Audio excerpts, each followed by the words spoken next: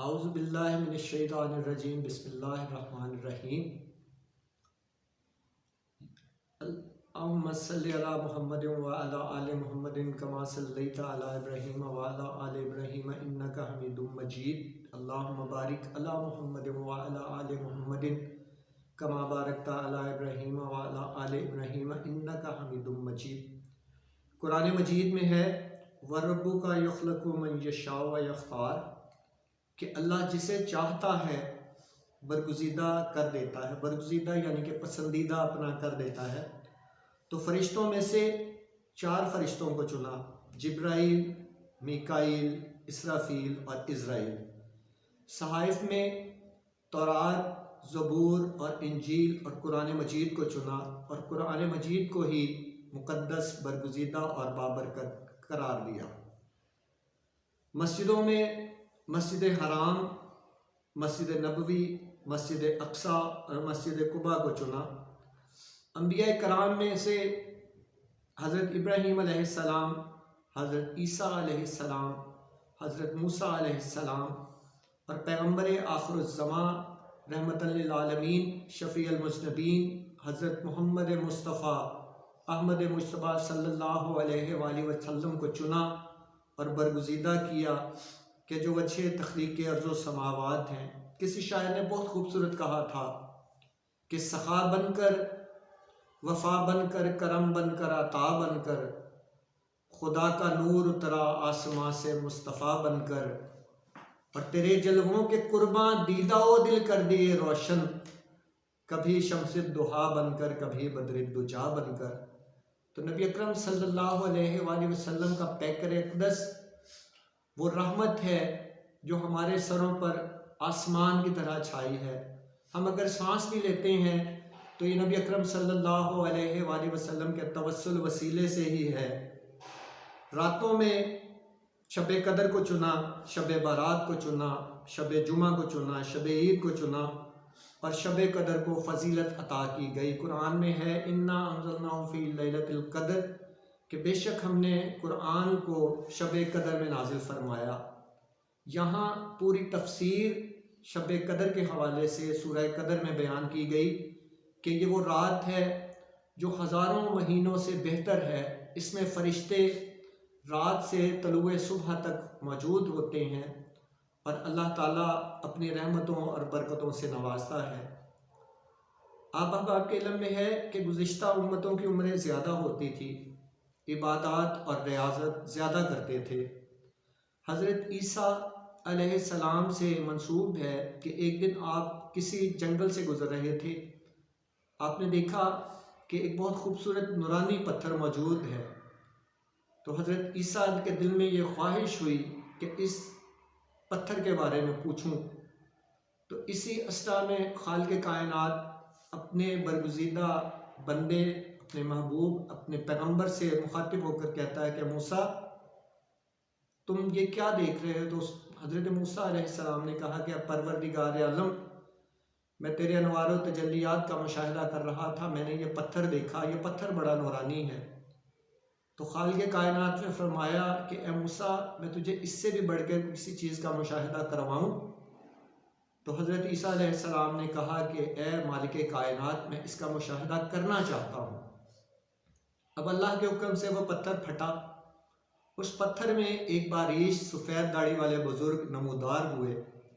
حضرت عیسیٰ علیہ السلام نے ان سے پوچھا کہ آپ اس پتھر میں کتنے سالوں سے ہیں؟ حضرت عیسیٰ کے سوال پر وہ بزرگ فرماتے ہیں میں گزشتہ 400 سال سے اس پتھر میں موجود ہوں، اللہ تعالیٰ کی تسبیح، اللہ تعالیٰ کی وحدانیت بیان کرتا ہوں، پڑھتا ہوں، اور خالق کائنات نے میرے رزق کا یوں بندوبست کیا ہے کہ ایک انگور کا گچھا، ایک انگور کی بیل یہاں لگی ہوتی ہے، میں اسے کھاتا ہوں اور پھر عبادت میں مشغول ہو جاتا ہوں۔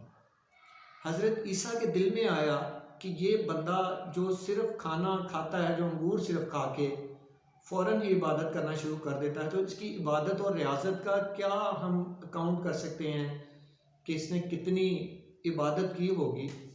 تو اللہ تعالیٰ فرماتا ہے کہ اے عیسیٰ، آنے والی امتوں میں حضرت محمد مصطفیٰ صلی اللہ علیہ وآلہ وسلم کی امت اگر خلوص نیت سے 15ویں شعبان کو 2 رکعت نفل پڑھے تو اس کا ثواب 400 سال کی عبادت کے برابر ہوگا۔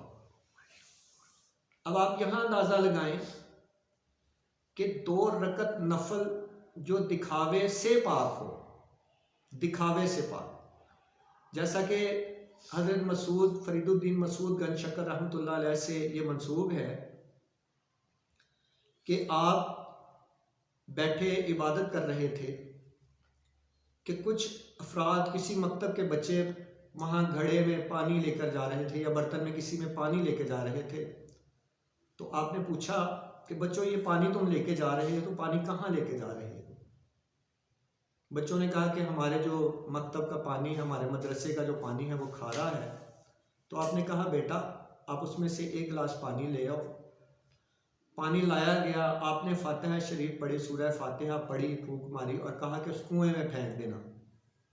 اب جب وہ پانی کنویں میں پھینکا جاتا ہے، ڈالا جاتا ہے، تو وہ کنواں میٹھا ہو جاتا ہے۔ اب وہ مدرسے والے جو دنیا دار ہیں، دیندار نہیں ہیں، وہ جب دیکھتے ہیں کہ یار یہ سورہ فاتحہ کا یہ کمال ہے کہ کھارا پانی میٹھا کر سکتا، تو سورہ فاتحہ تو ہمیں بھی آتی ہے، یہاں سورہ فاتحہ کی تلاوت وہ کرتے ہیں اور کھارے پانی پر وہ ایکسپیریمنٹ کرتے ہیں، تجربہ کرتے ہیں کہ کھارا پانی میٹھا کیوں نہیں ہوتا۔ آخر شام کو وہ بابا جی سرکار کے خدمت میں حاضر ہوئے اور کہا کہ بابا جی سورہ فاتحہ آپ نے بھی پڑھی، جب وہ پانی ہم کنویں میں پھینکتے ہیں تو پانی میٹھا ہو جاتا ہے، جبکہ جب ہم پڑھتے ہیں سورہ فاتحہ تو پانی کھارے کا کھارا ہی رہ جاتا ہے۔ تو فرید الدین مسعود گنج شکر رحمۃ اللہ علیہ فرماتے ہیں کہ پتر زبان بھی تے فرید والی ہونی چاہیے نا۔ اب ہم بڑے بلند و بانگ دعوے کرتے ہیں۔ میرے ادھر ساتھ ہی آبادی میں ایک پیر ہیں، وہ اپنے ساتھ لکھواتے ہیں کہ منظور نظر بارگاہ غوث اعظم۔ تو آپ اس بندے کی حیثیت اور اس بندے کی اوقات کا اندازہ لگا لیں کہ جو ان کے قدموں سے وابستہ ہونے والے ذرے کے برابر بھی نہیں ہے، وہ خود کو منظور نظر بارگاہ غوث اعظم لکھواتا ہے، جبکہ یہاں ایک پاس ہی آبادی ہے، یہاں پہ ایک پیر صاحب بیٹھے ہیں، وہ اپنے نام کے ساتھ سلطان العاشقین لکھواتے ہیں۔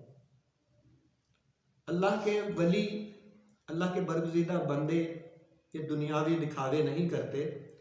حدیث شریف میں ہے، مفہوم حدیث ہے کہ نبی اکرم صلی اللہ علیہ وآلہ وسلم نے فرمایا شعبان و شعری، کہ شعبان میرا مہینہ ہے۔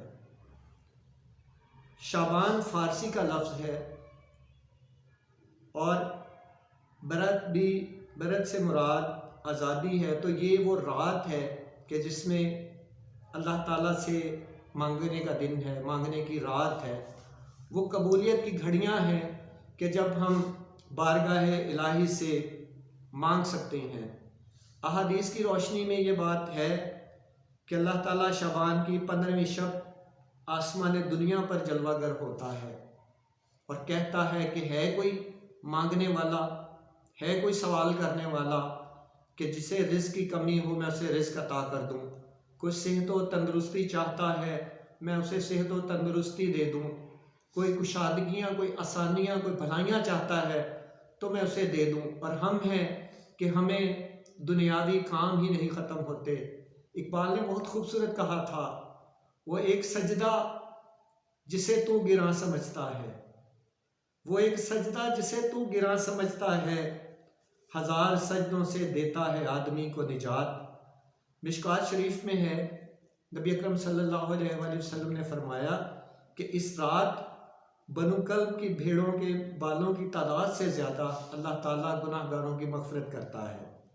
محدثین اور محققین لکھتے ہیں کہ بنو کلب کی بھیڑوں کی تعداد زیادہ تھی اور بھیڑوں کے بال بھی زیادہ تھے۔ اب اگر ہم یہ کیلکولیشن کرنا شروع کر دیں، انسان ہیں، ہر چیز کو مائنس پلس کرنے کے چکروں میں ہوتے ہیں، تو اگر ہم اسے کیلکولیٹ کریں تو یہ ہماری فہم و فراست سے بہت آگے کی بات ہے کہ ہم یہ برکتیں، یہ رحمتیں، یہ لمحات ہم گن ہی نہیں سکتے جو پروردگار عالم نے ہم پر کیے ہیں۔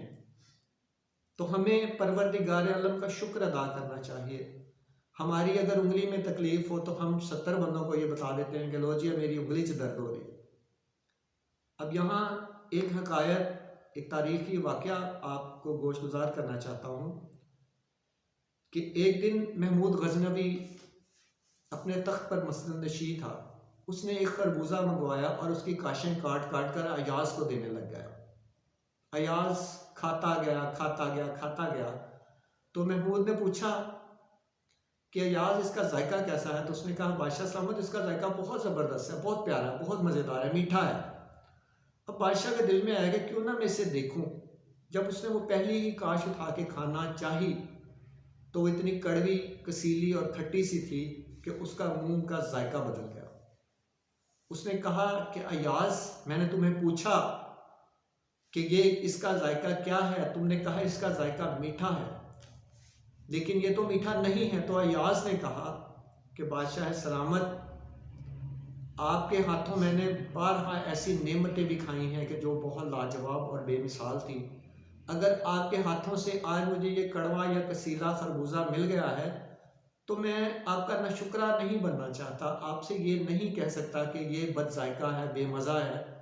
تو اگر ہم اپنے گریبانوں میں جھانک کر دیکھیں، پروردگار عالم نے تو قرآن مجید میں کہہ دیا کہ اگر تم میرے احسانوں کو، میری نعمتوں کو گننا چاہو تو گن نہیں سکتے. بلکہ ہمیں یہ سوچنا چاہیے کہ ہم پروردگار عالم کی رحمتوں اور برکتوں سے استفادہ حاصل کریں. یہاں اگر دیکھا جائے کسی کالج میں، آپ پڑھے لکھے ماشاءاللہ افراد ہیں، تو یہاں اگر کسی کالج میں ہم غیر حاضر ہو جائیں تو ہمیں فائن کیا جاتا ہے. ہمارے والدین کو فون پہ اطلاع دی جاتی ہے کہ جی آپ کے بچے غیر حاضر ہیں، ہم انہیں پنش کے طور پہ یہ فائن کر رہے ہیں. تو آپ دیکھیے کہ ہم کتنے ناشکرے ہیں کہ 5 وقت مسجد کی اذان آواز ہمیں آتی ہے اور ہم ایسے نظر انداز اور پس پشت ڈال دیتے ہیں کہ جیسے ہم نے سنا ہی نہیں. لیکن یہ رب کی رحمتیں ہیں جو ہم پر برس رہی ہیں اور برستی رہیں گی. اس کی ایک میں مثال دینا چاہتا ہوں. ایک حکایت ہے کہ ایک بنی اسرائیل میں روایات کے مطابق ہے کہ بنی اسرائیل میں ایک شخص جو بہت متقی، عبادت گزار اور پرہیزگار تھا، کسی نے اس سے آ کر کہا کہ فلاں جگہ پر ایک درخت کی پوجا کی جا رہی ہے. وہ شخص دولت ایمانی سے سرفروز تھا. وہ اٹھا، اس نے کہا میں آج اس درخت کو کاٹ کر سانس لوں گا. اب وہ یہاں سے چلتا ہے، جب چلتا ہے تو راستے میں شیطان انسانی شکل میں آ جاتا ہے. وہ کہتا ہے کہ تم کہاں جا رہے ہو؟ اس نے کہا جی کہ میں درخت کاٹنے جا رہا ہوں. تو شیطان اس کے دل میں عجیب و غریب سے وسوسے ڈالتا ہے، لیکن وہ کہتا ہے کہ نہیں، میں یہ درخت کاٹ کے سانس لوں گا. اب شیطان اگلی چال چلتا ہے، جیسا کہ قرآن مجید میں ہے کہ وہ وسوسے ڈالتا ہے. شیطان اگلی چال چلتا ہے اور اسے کہتا ہے کہ تم میرے ساتھ مقابلہ کرو، اگر تم جیت گئے تو تم اس درخت کو کاٹ دینا، اور اگر نہ جیت سکے تو اس درخت کو ویسا ہی رہنے دینا. وہ جذبہ جہاد اور جذبہ ایمان کے ساتھ شیطان کے ساتھ لڑتا ہے اور جیت جاتا ہے.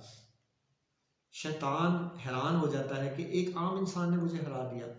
وہ اپنا نیا پتہ پھینکتا ہے، اپنا ایک نیا جال چلتا ہے، جال پھینکتا ہے. یہ کہتا ہے کہ اچھا تم وہ درخت نہ کاٹو، میں تمہیں ایک گفٹ دوں گا، تحفہ دوں گا کہ جب تم صبح سو کے اٹھو گے تو تمہارے سرہانے چند اشرفیاں پڑی ہوں گی، انہیں بازار میں، مارکیٹ میں دینا اور اپنا گزر بسر کرنا. کچھ دن یہی سلسلہ چلتا رہا. ایک دن وہ انسان اٹھا اور اس نے دیکھا کہ اشرفیاں اس کے سرہانے موجود نہیں ہیں. اب وہ دوبارہ اٹھتا ہے اور کہتا ہے کہ لو جی آج میں درخت کاٹ گئی، سال آمدہ. اب وہ جب دوبارہ چلتا ہے تو آ کے وہ درخت کاٹنا شروع کرنے کی نیت سے جب جاتا ہے تو رستے میں پھر وہی شیطان، پھر وہی شرائط. اب جب وہ لڑائی ہوتی ہے انسان اور شیطان کی، اس مرتبہ شیطان جیت جاتا ہے، انسان ہار جاتا ہے. تو انسان شیطان سے کہتا ہے کہ میں پچھلی دفعہ میری اور تمہاری لڑائی ہوئی کہ میں جیتا تھا، اس مرتبہ تم جیتے ہو، اس کی کیا وجہ ہے؟ تو شیطان کہتا ہے کہ پہلے تم خالق کائنات کی رضا کے لیے نکلے تھے، اب تمہاری جنگ، تمہاری لڑائی ان اشرفیوں کے لیے ہے۔ تو ہماری توجیہات جو ہیں وہ بدل رہی ہیں۔ اگر دیکھیں تو ہمیں اچھے اعمال کرنے چاہیے، اچھی چیزیں کرنی چاہیے، لیکن ہم اس روش سے دور ہوتے جا رہے ہیں۔ ہماری دعا ہے، ہمیں یہ التجا کرنی چاہیے جیسا کہ سورہ فاتحہ میں بھی درج ہے کہ اے اللہ ہمیں اس راستے پر چلا جس پر تیرے انعام یافتہ بندے چلے۔ پروردگار عالم ہماری بلاؤں کو اچھائیوں میں، برائیوں کو نیکی میں اور زحمتوں کو رحمتوں میں بدل دے۔ اس رات کے صدقے اے خالق کائنات ہمیں وہ سب کچھ عطا کر جو ہمارے لیے بہتر ہے۔ ہمیں دنیا اور آخرت کی بھلائیاں عطا فرما۔ پروردگار عالم ہمارے بیماروں کو شفا عطا فرما، ہمارے والدین، ہمارے بزرگوں کی مغفرت فرما، اور ان کے قبروں کو جنت کے باغوں میں سے ایک باغ بنا۔ آمین یا رب العالمین، وآخر دعوانا ان الحمدللہ رب العالمین۔